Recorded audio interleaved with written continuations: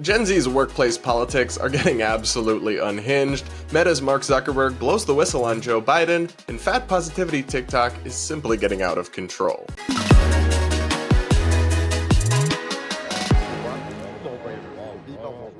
All this and so much more is coming up on today's episode of the Brad vs. Everyone podcast, my daily show where I take on the craziest ideas from across the internet and across our politics, all from a center-right, independent perspective. If you're new here, please do consider subscribing and sticking around, and regardless, do remember to hit that like button as we go, and do comment with your thoughts. I do take the time to read the comments, and I pick a few to respond to in every episode. All right, so we've got to talk about Gen Z because a new survey came out about Gen Z and millennials' approach to politics and the workplace, and the results are simply unhinged. Indeed did this worker survey and found that 28% of workers would consider resigning over political differences at work, and 32% might leave if the CEO expressed views they disagree with. This view was especially common among young people. Shocker. Nearly 40% of workers aged 18 to 34 said they would leave a job because of political differences at work, and 40% of the same age range would also leave if their CEO expressed political views they disagreed with. So I want to talk about this for a couple of reasons. But one, for me, it just shows kind of the result of safe space culture. When you've raised an entire generation of young people that they don't really have to be exposed to other ideas, or you've raised them in echo chambers, they really can't handle disagreement or differences in beliefs in the basic way that you would expect an adult to be able to do, right? An adult should be able to work with people who vote differently or hear something they disagree with and not rage quit their entire job. That demonstrates, honestly, an infantile level of emotional and mental stability. It's very fragile. And to me, that we have a significant number of people admitting to pollsters that they are in fact that fragile is yet another reason we need to tear down our safe space ecosystems where we're raising our young people, where we're educating our young people, because, for example, college is where we're supposed to be preparing young people for the workplace. But when you're in a safe space on college and you're very rarely, if ever, exposed to different ideas, you don't build up that resistance or that durability to hear things you disagree with and not be emotionally triggered or whatever. And that's like any muscle. If you don't use it, it atrophies, it goes away, it fades. So of course, people are going into the workplace with this kind of mindset and with this kind of attitude because they're being educated in those kinds of atmospheres more and more. It only makes sense, even though, it is disconcerting. It is pathetic, but it does make sense how we got there. So for me, the biggest conclusion from this really bizarre and laughable survey result is not about the workplace itself. It's about the path we're putting young people on to get there, which that path, to me, is deeply broken. And we're going to continue to have dysfunction in the workplace until the workplace pipeline is not dysfunctional, right? It's 1 + 1 = 2. If we want it to equal something else, we got to change one of those numbers in the first half of the equation. So for me, that's when I look at this survey. I don't just want to just shit on Gen Z because, in a sense, and it's not just Gen Z, other age groups have this attitude as well expressed in the survey. It's just more common with young people. And for anybody to have that attitude is really bizarre. Obviously, there's got to be a limit somewhere.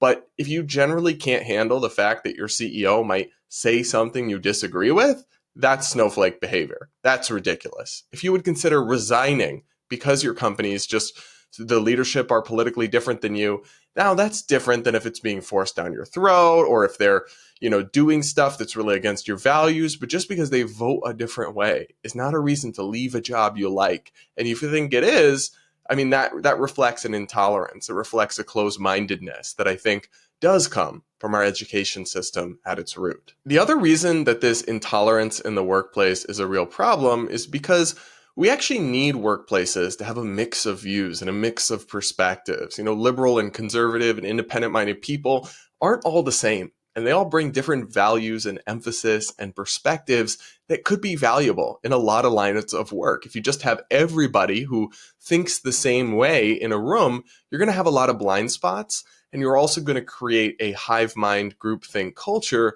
where people who do feel differently are too afraid to speak out. And that's not really what you should want. But that does appear to be happening according to this survey. So here's the second key finding.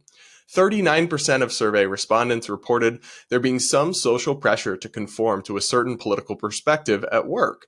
Another 2/5 of workers, 39%, reported circumstances involving workplace discrimination or harassment based on political beliefs, and nearly 1 in 5 admitted to avoiding colleagues with different political beliefs. Again, this is really alarming to me because if you're running a workplace, if you're in charge of a company, you should not want it to be an echo chamber. You should not want it to have just one hive mind's dominant perspective that other people really don't feel free to speak up, because you will miss things. You will have blind spots. You will miss out on opportunities or audiences or customers or marketing strategies or something that if everybody has a certain perspective, you're just not going to be attuned to. It's inevitable. And so, especially when workplaces put such an emphasis on diversity these days, well, diversity of thought is much more important than surface level diversity in many ways. There's not that much value in diversity if everyone looks different but all thinks and talks and acts exactly the same. That's not really meaningful diversity. That's just, diversity in the boxes they check off on the census. What's actually really valuable in an organization is a diversity of perspective, of belief, of thought. And American workplaces really aren't fostering that, if these survey results and others like them are anything to go by. Instead, they're increasingly becoming toxic hive minds where people don't feel free to speak out, or apparently even feel like they're discriminated against if they believe differently or vote differently. And that's, again, really not good. And I'll just say again how sad I find it that people would avoid other people because of their political beliefs. I mean, look, maybe if this person is a Nazi or a literal communist, but generally speaking, good people can have different views and be misguided in different ways, and it doesn't make them utterly irredeemable, or they might actually still be really good at their jobs and add a lot of value to your company or your organization. So I really don't like this trend in America where we're heading towards no longer being able to see each other for the full and complete human beings that we are, and instead just seeing the politics, just seeing who they vote for, whatever, and then making a bunch of assumptions about that probably aren't even true. So look, the workplace culture is out of control. Gen Z is obviously making it worse by bringing a lot of these intolerant perspectives and attitudes, but it's not just them. And they're not ultimately completely to blame, because it's older generations who've created the safe space ecosystems and structures and the echo chambers that have prompted the generation, my generation, of course. I am technically Gen Z. I'm almost a millennial. I'm kind of a cusper. But yeah, they've created the institutions and spaces and echo chambers that have led to that intolerance. So while I'm happy to criticize and call out Gen Z for it, don't think that your generations get away with none of the blame either, my many viewers who are not part of the Gen Z generation. You guys let me know what you think. Have you encountered these attitudes in your workplace? Do you think it's fine to quit because your CEO says something you disagree with? I do want to hear from you guys. I don't work in a normal workplace, so maybe I'm missing something. You guys let me know in the comments. I will be heading in there to read them. And now we've got to talk about Facebook and Mark Zuckerberg, who just totally blew the whistle and exposed Joe Biden. In a letter to the House Judiciary Committee, Meta CEO Mark Zuckerberg just completely admitted, just told us all plain to the world, that during the COVID-19 pandemic, the Biden administration extensively pressured them to censor American speech that would otherwise be protected by the First Amendment. But because they're getting a private company to censor it, it's different in a way. Here's coverage of this letter from Fox News with some more specifics. All right, Fox News alert this morning. Meta CEO Mark Zuckerberg feeling bad.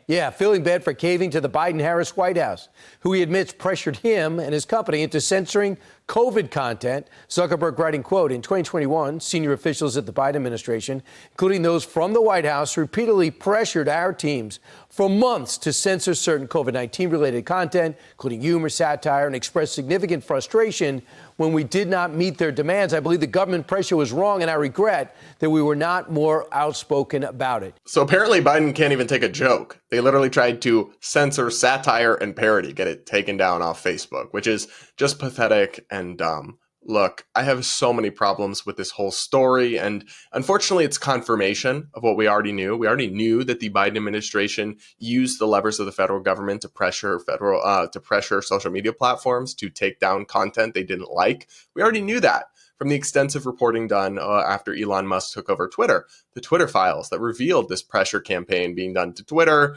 So we always assumed it was happening at other companies. I mean, Biden even publicly, over and over again, accused Facebook of killing people and demanded they censor more content. So we already knew this was happening, but it is good to get confirmation from Mark Zuckerberg, and it does reveal some more disturbing things. Like, one, just a total misplacement of priorities. I mean, the federal government could have been using this time and these resources during a deadly pandemic to focus on actual medical solutions, to focus on public information and awareness, to focus on reopening schools and the workplace safely. There's so much stuff they could have been doing, and instead they were trying to get your uncle's Babylon Bee memes taken down or whatever, or misinformation, some of which turned out to be true. Not all. There was a lot of crackpot stuff that was shared, a lot of not true things, but some of the things that were originally labeled as conspiracy theories are now considered possibilities and totally legitimate theories.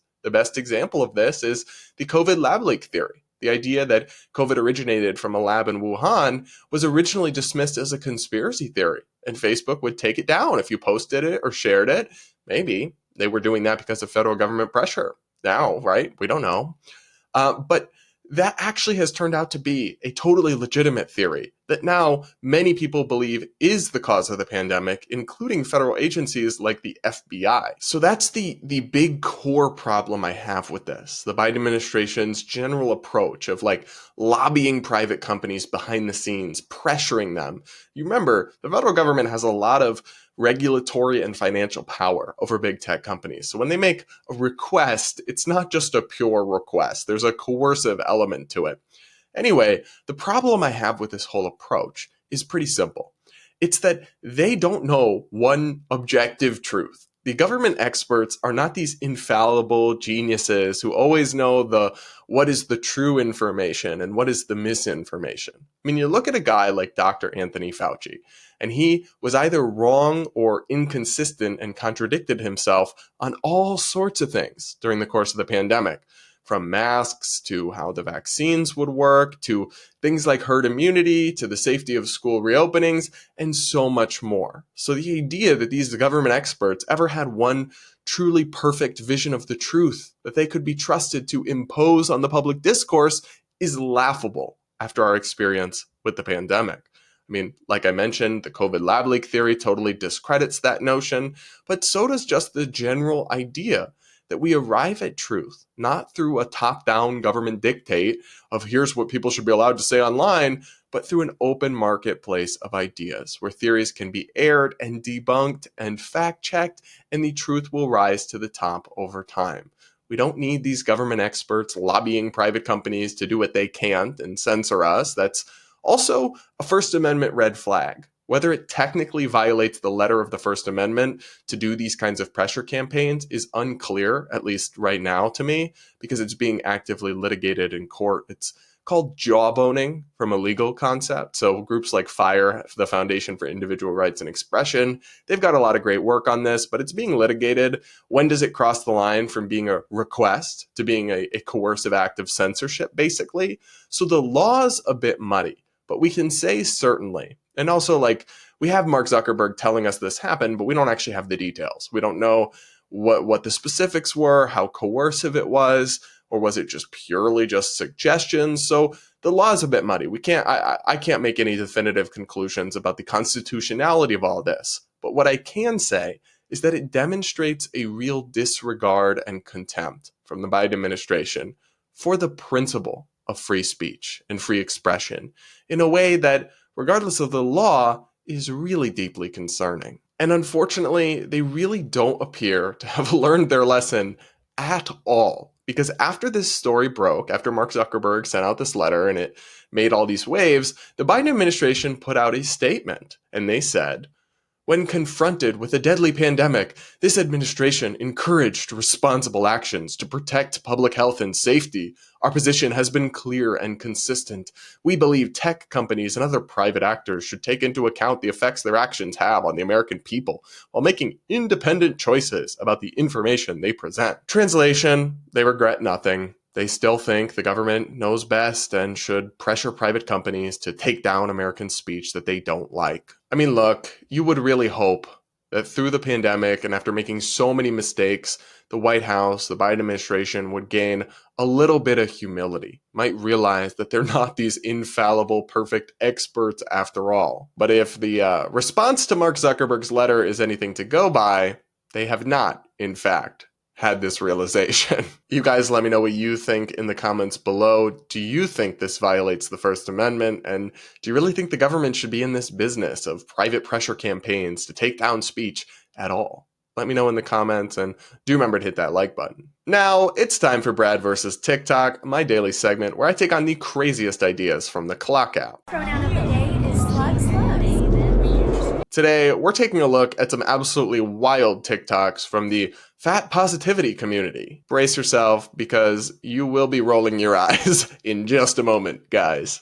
Do you want to see how I, as a plus-size woman, comfortably fit in a seat on an airplane? I have to upgrade myself to a first-class seat. Otherwise, it's intolerable. My butt still touches the sides of the seats here. It shouldn't have to be this way, yet here we are. Size inclusion isn't just for clothes. It's everywhere. If you ever don't fit comfortably into an airplane seat, remember, it's a problem with the airplane, not you. So, it might be actually a problem with you. I mean, to be fair, regular airplane seats are too small. Like, they are really crammed, especially if you're tall like me. I'm 6'2", 6'3". I understand not fitting in them. It doesn't necessarily mean you're way overweight or anything. However, if you upgrade to first class and you still don't fit, babe, the problem might not be the airplane. At some point, we have to be honest, and maybe the problem is you.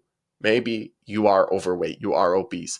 And I always hold out space for that rare percentage. It's very rare, but there's some people truly with thyroid conditions or other things that make it very difficult, although not impossible, to maintain a healthy weight. But the vast, vast majority of obese people in America, it is a result of our choices. Yes, it's easier for some than it is for others, but ultimately, if you move more and you eat less, you will go closer towards a healthy body weight, and you should be able to fit in a first class seat on an airplane. If you can't, then it's not the airplane.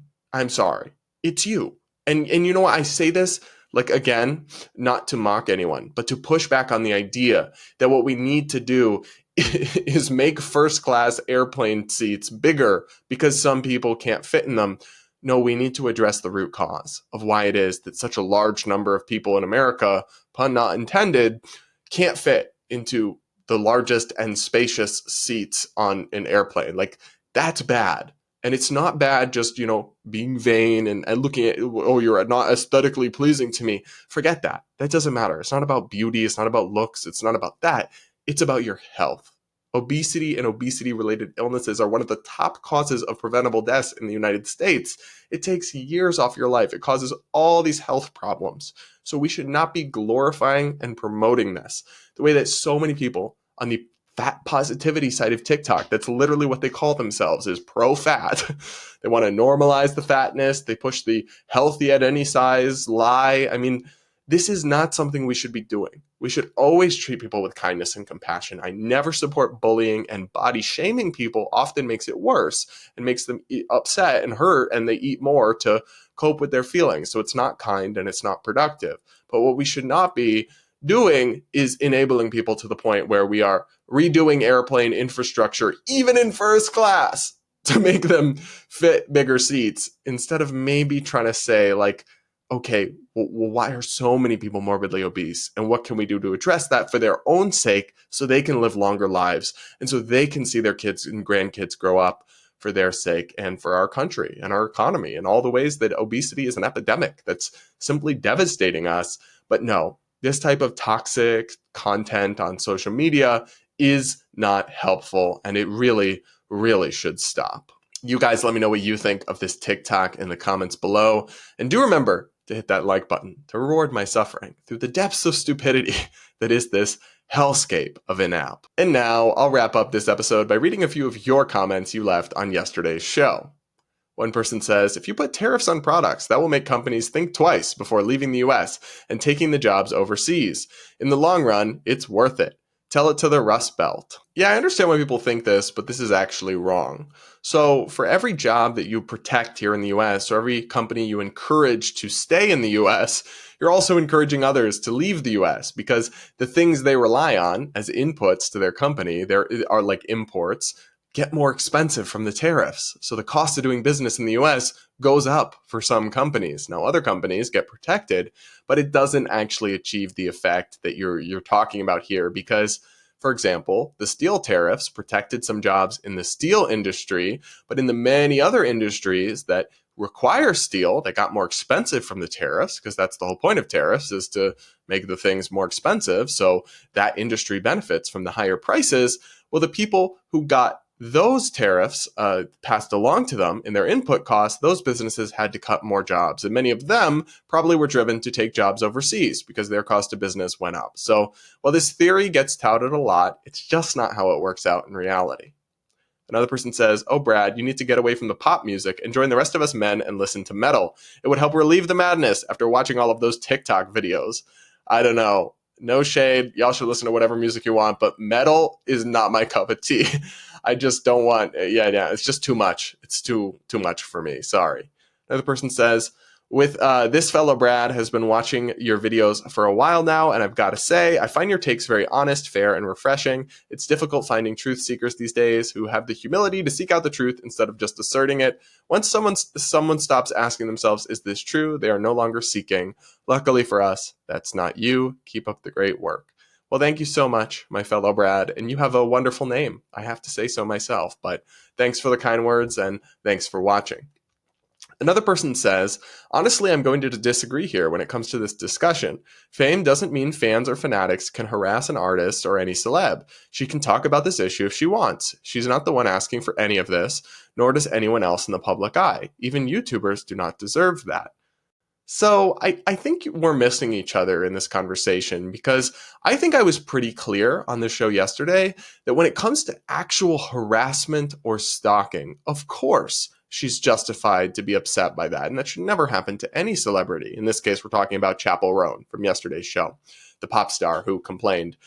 And I was pretty clear about that, I think. But she wasn't just talking about that. She called people asking her for a photo if they see her in public creepy behavior, and basically said, "No, I don't want to do it, and I don't want any of this. And I'm sorry, but I do think that's entitled. I think that's unreasonable. And I think it's ungrateful to your fans who've enabled you to have this massive career. I mean, you say that she's not asking for this. That's not really true. She's asking for millions of people to listen to and buy her music.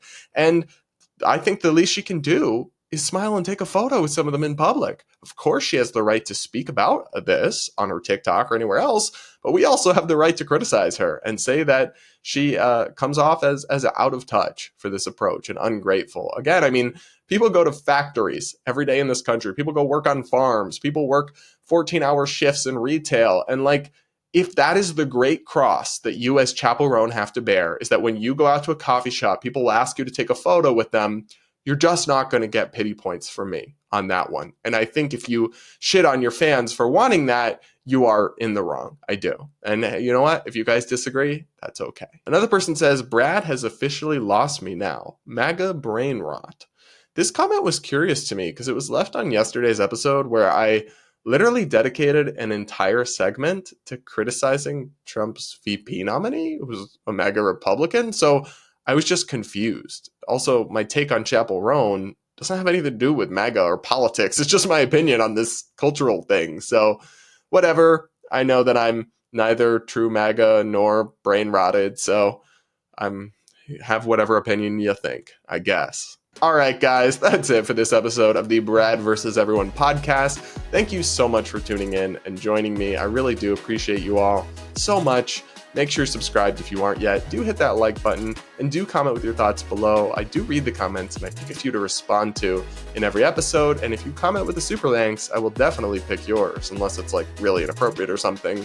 And with that, let's talk again tomorrow.